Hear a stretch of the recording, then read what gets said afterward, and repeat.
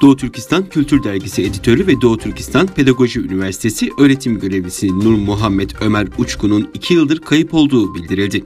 Kimliğini gizleyen tanık tarafından Özgür Asya Radyosu'na verilen ipuçlarını takip eden muhabirlerin bölgede yaptığı telefon görüşmeleri sonucunda Nur Muhammed Ömer'in tutuklu olduğu teyit edildi. Doğu Türkistan'ın Hoten vilayeti Karakaş ilçesinden olan akademisyen Xinjiang Üniversitesi'nde Uygur Türkçesi ve Modern Edebiyatı bölümünden mezun. 2011 yılından itibaren Çin'deki üniversitelerde yüksek öğretim görüyor. Bilgisayar ve tasarım konusunda uzman. Yüzlerce kitap ve dergilerin tasarımında imzası bulunuyor. Uygur Türkü akademisyenin yabancı yayınları Uygur Türkçesine çevirmesini bahane edilip 2018 yılında ulusal güvenliğe tehdit oluşturmak ve bölücülük suçlamasıyla tutuklanıp ceza kampına gönderildiği doğrulandı.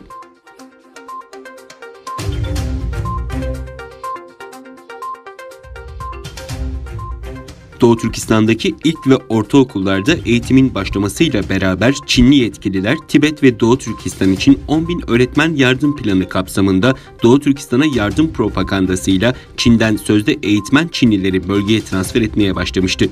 Geçtiğimiz günlerde Çin'in yayın organı Tanrıdağ gazetesinde Şangay'dan Doğu Türkistan'a 170 öğretmenin getirilip Kaşgar vilayetine bağlı Yarkent, Poskam, Kagılık ve Maralbişi ilçeleri başta olmak üzere 15 ilk ve ortaokula yerleştirildiği ve göreve başlatıldığı duyurulmuştu. Gözlemciler Çin Komünist Hükümeti Doğu Türkistanlı Uygur öğretmenleri suçsuz yere tutuklayıp ceza kamplarına kapatırken Çin'den sürü halinde Çin'e getirildiğini belirterek Tibet ve Doğu Türkistan için 10.000 öğretmen yardım planının ana hedefinin Doğu Türkistan olduğunu, bundan sonra sadece eğitim alanında değil başka birimlerde Çinlileri getirmeye devam edileceğinin altını çizdi.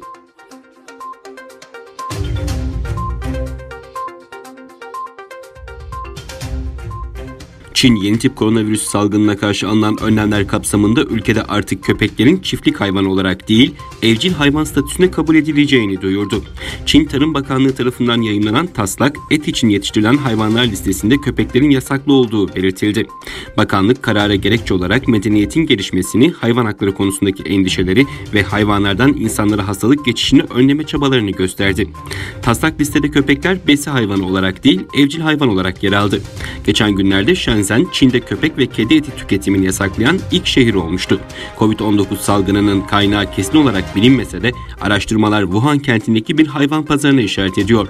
Sivil toplum kuruluşları her sene yaklaşık 10 milyon köpeğin yenmek üzere öldürüldüğünü belirtiyor.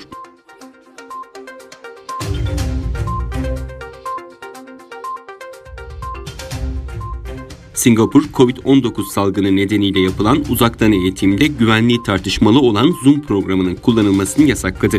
Eğitim Bakanlığı kararına gerekçe olarak online eğitimin ilk haftasında çok ciddi hadiselerin yaşanmasını gösterdi. Yerel basın video konferans programının kullanıldığı esnada ekrana cinsel içerikli uygunsuz görüntüler ve yorumların yansıdığını yazmıştı. Reuters'ta yer alan habere göre Eğitim Bakanlığı çok ciddi hadise olarak tanımladığı olaylara ilişkin daha fazla ayrıntı vermezken konunun incelendiğini ve gerekirse yasal işlem başlatılacağını duyurdu. Bakanlık söz konusu güvenlik sorunları aydınlatılana kadar öğretmenlerin Zoom adlı programı kullanmasını yasakladı. Sanal ortamda düzenlenen toplantılara davetsiz katılımcıların sızdığı ortaya çıkmıştı. Bu ve benzeri güvenlik açığı nedeniyle Tayvan ve Almanya Zoom'un kullanımına kısıtlama getirdi. Google'da kurum içi bilgisayarlarda programın kullanılmasını yasakladı.